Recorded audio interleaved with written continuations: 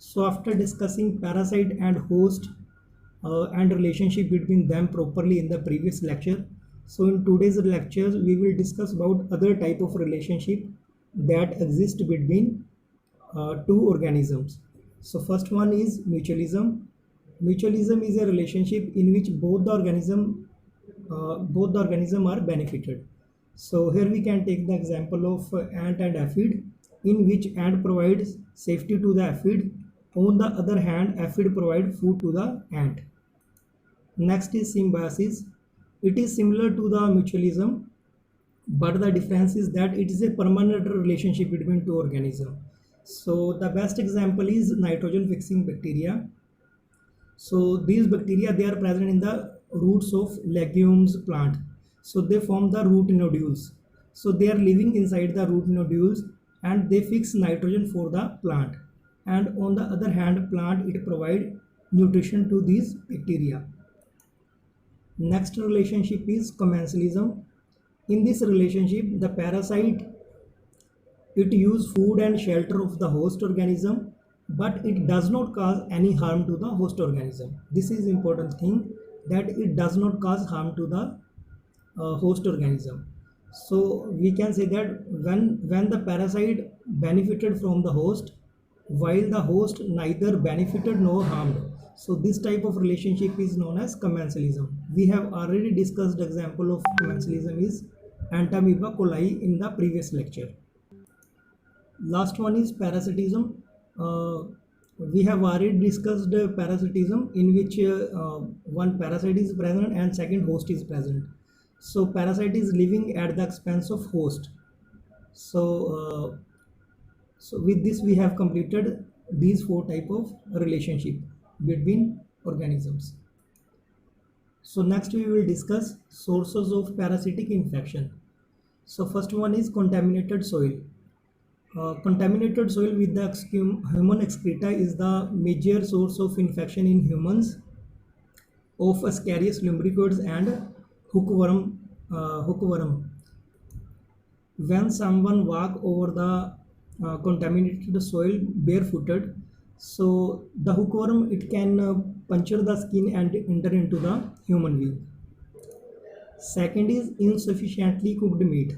So the spores of Taenia saginata and Taenia solium they are present in the pork if it is consumed and it is not properly cooked. In that case, there are chances of infection with the Taenia species. Next is contaminated water. The contaminated water can also act as source of parasitic infections, as it contain spores of as it contain amoeba, flagellates, or Taenia solium eggs. Next is blood-sucking arthropods. Arthropods is a group which include insects. So these insects, they also act as source of transmission. So malaria is caused by the female Anopheles mosquito. So when this female mosquito it bite, so it transfer plasmodium into the human skin. The common housefly is also a source of infection. Next is animals. Domestic and wild animals may harbor number of parasites.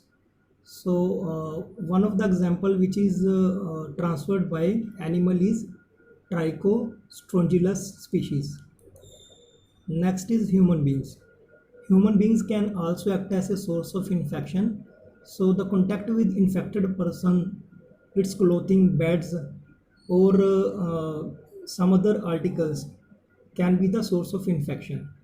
So example of diseases which are transferred by human beings are Entamoeba histolytica, Trichomonas vaginalis, etc. So in the last we will discuss about route of transmission.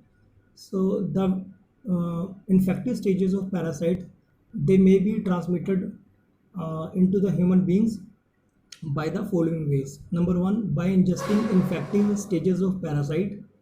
So these infective stages they may enter into human being with food, water, and even if the hands are contaminated. So example of the parasite which enters with food and water: Entamoeba histolytica, Entamoeba vermicularis. Secondly, if raw or uncooked meat is consumed, that can also lead to infection with Taenia saginata and Taenia solium. Second is penetration through skin. There are certain worms which can penetrate through skin.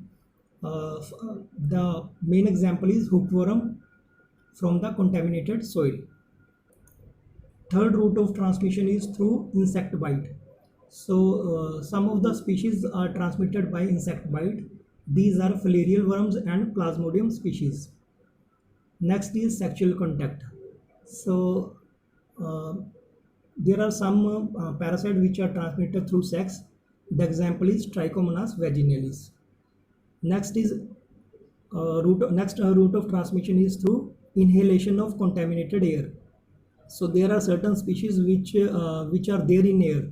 So when you inhale the contaminated air, they enter inside you and cause infection. Example is Entamoeba vermicularis. Next route of transmission is transplacental transmission.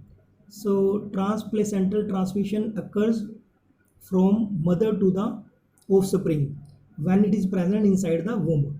So example of the species which is transmitted is Toxoplasma gondii. So in the last, the route of transmission is kissing. So there are some species which are transmitted through kissing. The example is Trichomonas gingivalis and Trichomonas tenax.